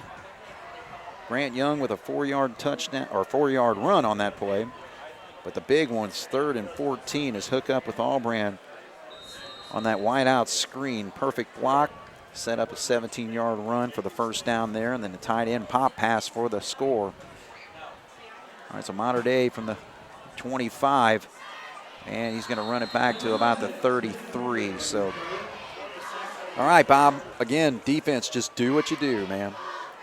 Yeah, I'm sure Coach Lewis had told him at halftime, you know, he is down on the sidelines. He sees the same thing we're seeing. Guys, just don't give him an opportunity. When we're driving the ball, let's don't put it on the carpet. Let's don't hurt ourselves.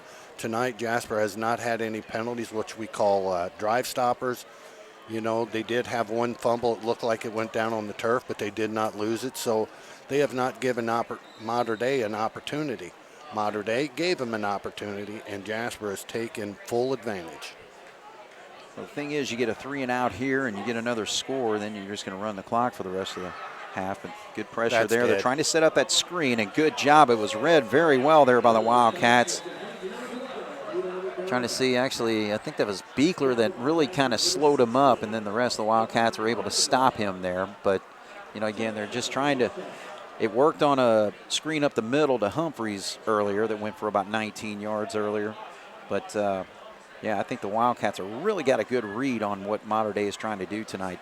Absolutely, and I think that people, when they heard Coach Lewis talk at the beginning of the season, when he was talking about putting his athletes on the defense and getting speed out there, he knew exactly what he was going to be running into in the SIAC. All these wide receiver screens, these little floodies, you know, you got to have guys with speed to get out there, and Jasper's not only using the speed, but they're wrapping up.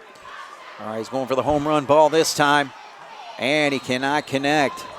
So he threw it to the outside, just a little too far out there for number 21 McDermott, or number 12 McDermott to pull it in, so that's going to be a 3rd down. I don't understand when the guy's coming, the way the speed of the two guys on the far side with Mater Dei, when you run that deep flag like that and you take the guy with you, have the other guy come up and come through the middle, because our safety's going deep too and the middle's open. Yeah. They're just not seeing it. All right, so he's going to throw it out to the flat this time. Jasper's able to make the stop, but he gets the first down. So a hook up there to number 19, Ethan Stoltz. So a pick up of 14 and a first down for Mater Dei. Just keep the big play away. That's it. You know, they get their first down, they get 20 yards. That's fine. Where the score sits right now, if you can make them use, 45, 50 seconds every single play, they've got no shot.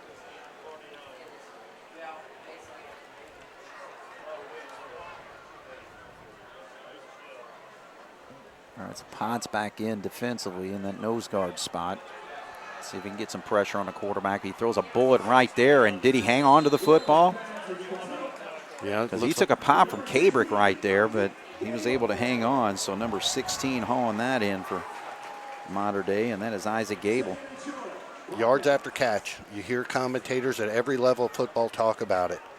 And other than one play tonight, Jasper's been money. Actually, Jasper's been money all year long. Right. But, yeah, Kabrick hit him right there, kind of bent him in half. The good thing about it is there was no stoppage of clock for moving the change. He stopped him a yard short. Clock at 9:50 right now. Here we come. All right, the quarterback, nowhere to go there. I don't know if that was a busted play or what. It looked like he was kind of looking to hand off, but. Well, Wiseman was sitting out there. I mean, you could almost see it coming out of his chops. You know, he was down low. He was ready to go, and he made a half step, and they didn't snap the ball, and he had to stop. When he started his motion again, once again, perfect timing. The ball gets snapped. Offensive lineman had no chance of blocking him when he came through, and he just put a hurting on the quarterback. So again, keeps the clock running at 9:09. Jasper 31, Mater Dei 7. Fourth quarter action here at the Wrights Bowl. Throws a bullet and he connects. So he's able to hit McDermott right there on the seam. So that's a big pickup. Gain of about 13 and a first down there. Well, Mater Dei is going to have to kind of hurry it up a little bit here. We're already down to about 8:50 to go in the game. Jasper's made them use almost the entire fourth quarter, which is just exactly what you want to do. You've got no threat. Protect the ball, make them take time. You've got no threat of losing this game. So we got trips to our near side here. Wonderlick throws it out there. He and McDermott are kind of on this series, but Ewing's able to knock him out of bounds. But well, they actually say stop the clock. So he knocks him out of bounds there at the 22-yard line, so he's going to be short of the first down. 8-yard hookup. Well, the good thing about it is Ewing hit him hard enough to kind of drop him out of bounds. But if for some reason, because Ewing lost his balance over here towards the Mater Dei sideline, if he would have bounced to the inside, Giesler was there to clean it up. Well, it actually is a first down, so 10 yards on the play. But, you know, the thing is, in the NFL, that clock continues to run because he stopped his forward progress, and then he went back a little bit. Then he went out of bounds, but not getting the call here. But good job. Nothing there defensive, or nothing there offensive for the running game, but the defense just all over it. Schneider in on it. You know, whenever you play in the backfield where you're the quarterback or you're the running backs, there is no worse feeling of the quarterback turning to hand the ball off to you and looking up and seeing 5 white shirts about ready to pound you. All right, so again, valuable seconds continue to click off. 7:50, 7:49. Well, my man Ralph out there, the way he's been playing that defensive line and now being on the offensive line, he's moving a heck of a lot slower towards the end than he did at the beginning. Here we come. Look at this. Pressure there, but he throws it out there, and good job defensively by Albrand. He read that the whole way. Albrand plays that position as well as anybody I've seen in the last 5 years. It's really incredible. His break on the ball, and you know, it comes clear to me that, you know, when I would be at the house listening to baseball games, like Goldbert's got him out in the outfield chasing down everything. Right. His timing and what he sees is incredible. Well, he's definitely got his dad's instincts. His dad with 9 interceptions one season for the Wildcats. I'm not giving him any credit now. Come on. I am. He's pretty darn good. Yeah, he wasn't bad. All right, so bullet there, and it bounces off the turf. Are they saying he caught that football? Oh, man. Looked like it bounced from up here, but it's a completion. So, but it does bring up a fourth down. Clock continues to run, 7:14. Well, Mater Dei's all but abandoned the run in this second half. I mean, you understand why, because Jasper is just literally lighting up this offensive line, whether it's our stunning linebackers, whether it's our, Schneider or Potts or whoever crashing in there. I got to look for almost a screen right here, I would think. 4th and 3. Everybody coming except our 4 guys. And he's got a man wide open, so he's able to get between the 2 defenders, Ewing and Day there. So he's able to hook up with number 19, Ethan Stoles. But just look how Wonderlick's coming off the field. He just, like, man, it has been a long night.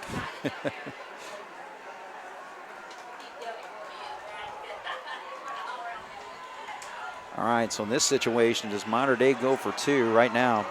I think down by 18, you got to go for 2. Well, I would, yeah. You got to get every point you possibly can. Well, to make it a 2-score situation, if they can score here, because make it a 16-point game. Right now, they're down by 18, 31-13 with 6:43 on the clock. They spread the field. Does have 2 running backs back there, including Humphreys in his back. Now they're going to play action. They're looking for, Humphreys right there in the flat. Shot. Nothing there. And he had Pierre behind him. He play action there, and then was going to try to dump it off to Humphreys, but Jasper read it very well. And Jasper now, it's a 3-scored lead with 6:43 to go here in the 4th quarter. Jasper 31, Mater Dei 13 on 18 WJTS. All right, well, you expect the onside kick here. So Jasper tightens it up right there. They got 2 men deep. So out there teeing it up is number 21, Tanner Halbig. Evansville Bulldogs 14 and the North Huskies 28. The Elmwood Gibson Southern, Southbridge Raiders 9. The Gibson Southern Titans. Well, it's just a situation. Your hands team's got to pull it off here. Yeah. Unless they pop it. You know, they could pop it there to about the 40-yard line, but you just got to get right on top of it. But I would think our deep guys here are going to be going up pretty fast. There it goes. Good job. Right away it was fielded there. Trying to see who it was. Oh, that was Wallace. Nice job. Good hands by him. Because he, and that's the thing. You do need to get aggressive. Don't wait for the ball to come to you. You go to the football right there. Well, the old-time way of doing the onside kick is so much different than what they do it now. When they kick the onside kick, they have 3 guys on the backside. You have 1 guy going for the ball, and you have 3 guys trying to knock the other defenders out of the way. That's their only purpose. But Wallace he gobbled it up, and down he went. And the huge benefit is that you get great field position if you do field the onside kick. So Jasper's got it from the 49. I got to think Mater Dei's going to start bringing heat up the middle. Oh, no. Look at the Wildcats. Day.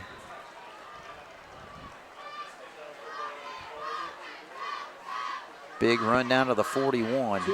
They have utilized Schneider so much in this game. Day's legs got to be fresh. Right. And that's not a good sign for the defense. All right, so he picks up 8 yards on the run. 2nd down and 2.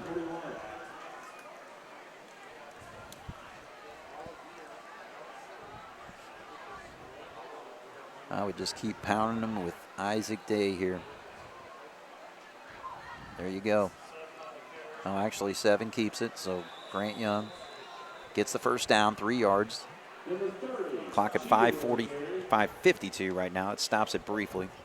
Well, not only is Mater Dei shooting the middle really hard because we're doing that. Well, you got to be really careful if you're Mater Dei because Day does such a good job of his lateral movement of bouncing out.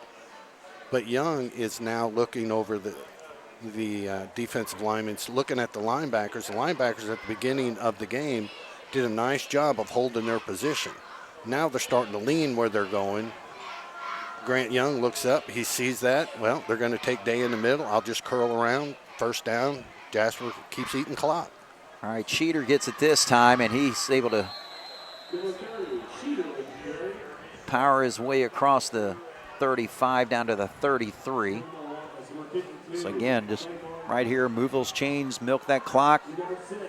Touchdown's a bonus, really, but.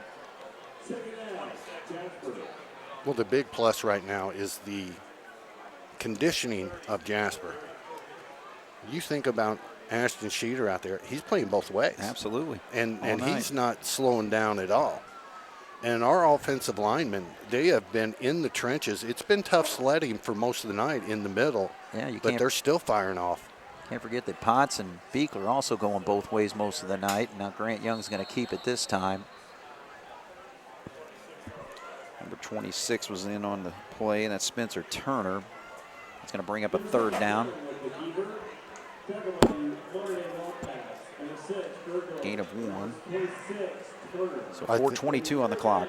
I think at this particular time, I mean, there's really no sense in punting the ball down here. It's got to be 2-down territory. Right. because, it bounces into the end zone, comes out, to the 20, 25, whatever it is. You don't gain anything. So we'll see if Jasper can take the 2-down situation out of the equation here by getting a first down here. Well, they gave it to Day. He sees an opening on the right side, but it closes quickly, and he's able to get down to the 30-yard line. So you go for it, obviously, on 4th down, 4th and 2 here with 3:47 in the clock running.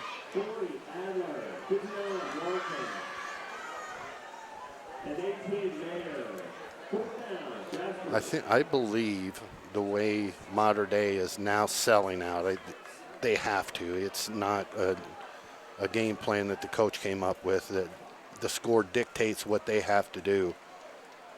The way they're shooting the inside right now, that counter could be there for an easy first down. Nope, instead they give it to Schneider on the right side, and they just allow his power to get the first down. So a 5-yard run there. Counter, Schneider, Day, Young. It's all been working for the black and gold tonight. So this Wildcat rushing attack, impressive all season, but particularly tonight to dominate and control this football game pretty well from the start. And you look at Connor Foley. They did not target him a whole bunch tonight, but when they did, he was so successful, you got to constantly keep an eye on him. All right, so Schneider gets it again. And we're pretty well just coming down to the end of this football game. 2:29, 2:28, 31 Jasper, Mater Dei 13. What an impressive game plan. Execution of the game plan. Right. The one thing that you and I have been talking about that's been hurting Jasper is their specialty teams. That's even picked up tonight. Right. With a block punt, and yeah, we had an outstanding punt by Cabrick down to the 1. Good job by Tyler Atkins to be able to down that football as the Wildcats rush forward there. But again, we also got to give just incredible credit to the offensive linemen. I mean, just what an outstanding job we've seen all year. But tonight, Mateo Hernandez, Gus Heichelbeck on that left side. The right side was Jacob Potts and Michael Beekler.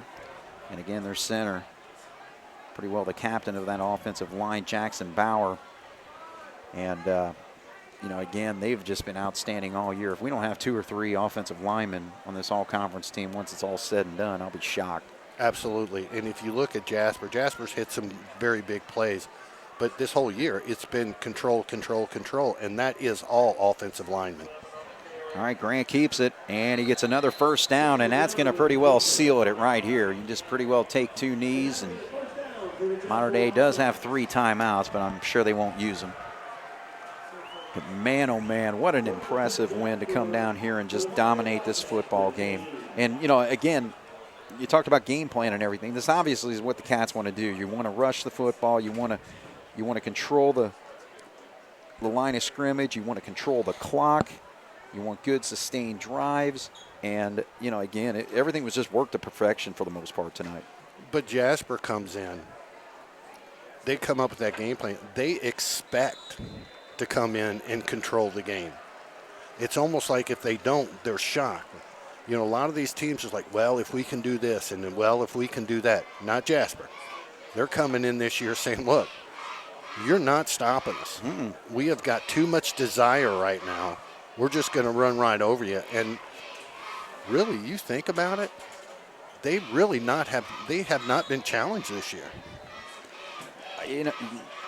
Maybe the Memorial game, again, that was a tough situation early, and we kind of gave them opportunities, obviously, with a lot of turnovers in that first half. But, just managing this football game offensively and defensively is what Jasper accomplished tonight. Yeah, and the one really good thing about the way our offensive line is playing, especially when you run into Mater Dei, which is a 2A school. I mean, they've got a good turnout out there, but, their players you're going to have, just like Bossy last week, going back and, both sides. And our offensive linemen are not giving these guys on the defensive side any chance at all of any catching their breath. Right. I mean, it's constant pound, pound, pound, pound. And it is just, Coach Lewis has to be thrilled with the way our line is firing off that ball and staying engaged with the defensive players. Oh, and I tell you what, when you play a football game like that, it's just complete satisfaction just from top to bottom as far as, a team effort.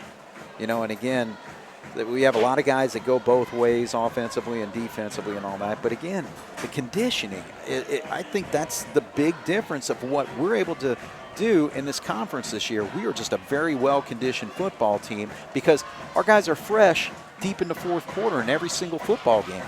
Beekler making plays and obviously Schneider all night and Potts. These guys are going both ways in really tough positions, offensive line, fullback, linebacker, defensive line. It's just so impressive so far. When we had games in the past, we would talk about this player. We would talk about the same player. We'd talk about the same player. We'd talk about the same. You're right. It is spread out all the way through. And one thing that people do not take into consideration, these games are starting 7:30 Jasper time, so they got to get out of school. Yeah. They got to get home. They got to get something in their system. I know Coach Lewis and the coaching staff preaches to them, hydration, hydration, hydration. So they're doing their part. Protect yourself, wear the mask, do this. Let's go by the mandates. But he's coming out, and they're coming up here starting at 7:30. That's not an easy task. No. And they were coming ready from the very get-go. I know. And again, the run that we had right here, four straight games or 4 out of the 5 first games all on the road. Now you get a chance to go home. Thank you, Dave Messmer, doing a great job giving us the stats here. He and Matt. But again, when you looked at that, it's like, gosh, if we can come out of that 4-1, my goodness, that'd be phenomenal. Absolutely. But here we are, 5-0 on the season, and pretty well in the driver's seat going into the next 3 weeks, all home games against Central, Castle, and North. Well, the coaching staff at this point does not have just to worry about getting their team ready. They've got to really concentrate and stay on their team and maybe be a little bit more ruthless with them because they cannot let these guys get complacent. Right. If they take care of our Central next week, if Castle falters or Jasper beats them, that pretty well wraps things up. But you cannot let off because you and I both know when it comes to the postseason, it's a new season. Right. And everything starts afresh. So, there's a lot of teams out there wanting to get another shot at the Jasper Wildcats. I don't know that I'd be asking for it, but, they're wanting it. And I tell you what, I was really impressed with Grant Young overall just managing this football game. He did a nice job scoring another big run on 63 yards. Led the team in rushing tonight, 76 yards. But 4 of 5 passing, just made good decisions with the football, got open opportunities. Jack Albrand with a touchdown reception, Connor Foley on that pop pass. And so I just really think just top to bottom, this football team just dominated, obviously, and it shows in the numbers. 256 yards rushing, 321 yards of total offense, held Mater Dei 11 rushes, minus 24 yards. And then, obviously they're forced to throw pretty well every play because that rushing game was not there. 15 of 28 for 206 yards was the quarterback Wonderlick. But, take away a couple, obviously a big play. And, Cats might be even thinking of a possible shutout tonight. Yeah.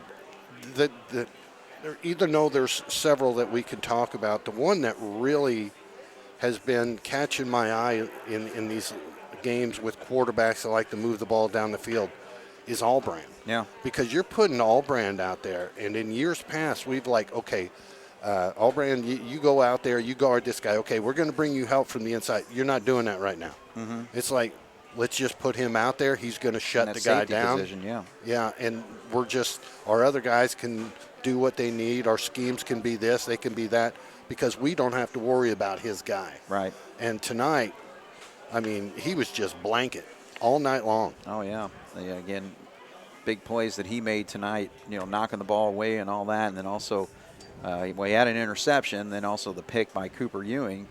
returned that for 28 yards. But, you know, again, I just need to name everybody on this defense. I mean, Ashton Schneider with the tackle for loss and just dominant all night. Ty Wiseman had some big plays there.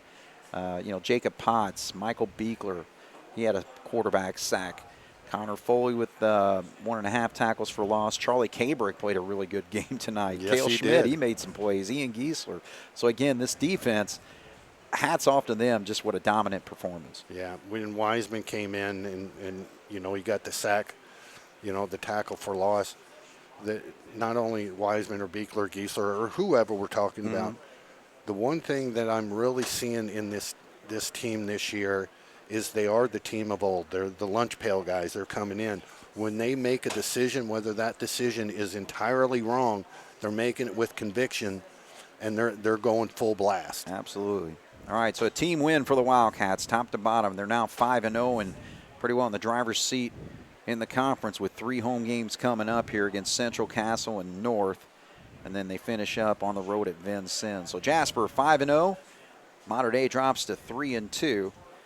And next week they will actually be right back here against Evansville North. So, all right, so Jasper with the dominant performance tonight and wins it with a final of 31-13. So for Bob Welp and Jeremy Markos on the video, my name's Craig Schneider. This is Wildcat Football on 18 WJTS. Good night.